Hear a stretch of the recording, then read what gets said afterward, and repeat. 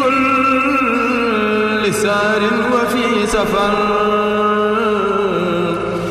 حماني على ماهر مع الحبس والسفر.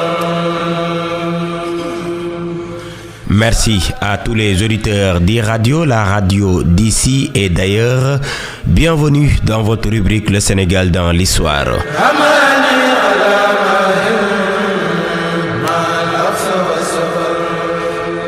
Le Sénégal dans l'histoire, une présentation de Migui Maram Ndiaye.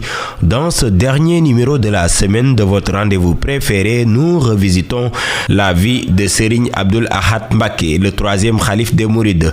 Après le rappel à Dieu de Serigne Fallou Mbacké, la communauté mouride va découvrir Pape Alioune Sarr, ce grand érudit connu pour sa droiture. Il incarnait la rigueur dans l'application des préceptes religieux. Serigne Abdoul Ahad Mbacké ne badinait pas avec l'islam.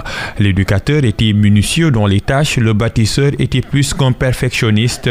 Son œuvre, aussi complète que lui, traduit la volonté et l'abnégation d'un conservateur qui s'est inscrit durant toute son existence sur le chemin tracé par l'islam. Point de fioriture, la vérité sortait toujours de sa bouche. Oui, Cheikh Abdoul Ahad Mbacké était fidèle aux prescriptions de l'islam, droit, véridique, honnête et surtout travailleur. Le troisième khalife des Mourides était à cheval entre l'adoration de Dieu et le travail. C'est son oncle Serigne Amsatou Diakhaté qui lui a appris le Coran et les sciences religieuses. Très jeune, Cheikh Abdoul Ahad Mbacké fait du travail un sacerdoce. Il ne quitte pas les champs agricoles. Le marabout devient agriculteur et se signale dans ses exploitations situées à Touba Belel, Boki Barga ou encore Maradien.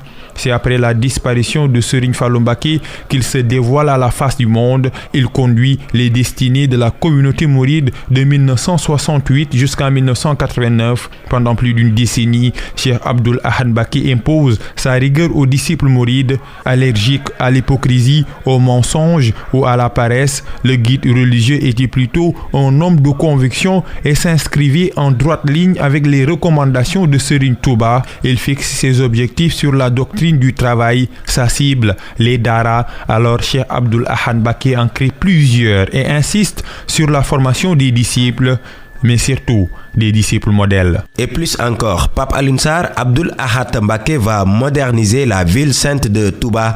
L'hôpital, la gare routière, mais également le marché porte sa marque. Sous son règne, Touba prend une ascension fulgurante, n'est-ce pas? La réponse ne peut être qu'affirmative, Migui Maram Ndiaye. Au-delà de ses infrastructures sociales, Cheikh Abdoul Ahad Mbacké était également un fervent partisan du développement spirituel. En témoigne la grande bibliothèque Khadim Rassoul qu'il a mise en place, une bibliothèque qui englobe en son sein plus de 170 000 ouvrages et khasaïd, mais aussi des exemplaires du Coran. Le guide a mobilisé plus d'1 milliard de francs CFA pour réaliser cet ouvrage. Cheikh Abdoul Ahad Mbacké a aussi construit la résidence Khadim Rassoul. Que d'œuvres réalisées, que de bonne conduite laissées aux talibés. Le troisième khalife des Mourides a bâti alors sa vie sur un triptyque.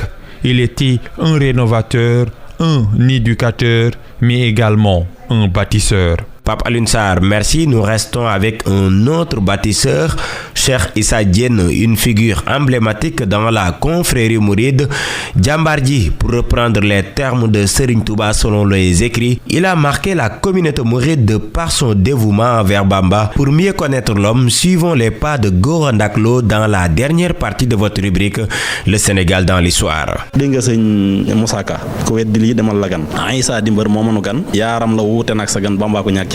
Cheikh Issa, un érudit de l'islam, surnommé le bâtisseur, Borom Diéné s'est illustré de par sa grandeur et de par sa détermination à achever tous les travaux que Cheikhoul Khadim lui avait confiés. Cheikh Issa, l'homme au grand cœur, nous dit Serigne Moussa Diène. Il y avait de grands savants qui parfois rencontraient des difficultés et ils venaient voir Borom Touba pour qu'il leur donne un coup de main. Et quand ils venaient, c'est Cheikh Issa qui leur servait tout ce qu'ils auraient besoin. Le maître d'ouvrage de la grande mosquée de Diourbel, fidèle compagnon de Borom Touba, a accompli la mission qui lui était assignée. Quand il baptisait la grande mosquée de Diourbel sur instruction du cheikh, il était accompagné par plus de 100 hommes, tous bien instruits. Cheikh Issa était aussi un grand cultivateur. Décédé à l'âge de 82 ans, Cheikh Issa Diène a marqué l'histoire du mouridisme de par son dévouement envers Cheikh Ahmadou Bamba, Khadim Rassoul.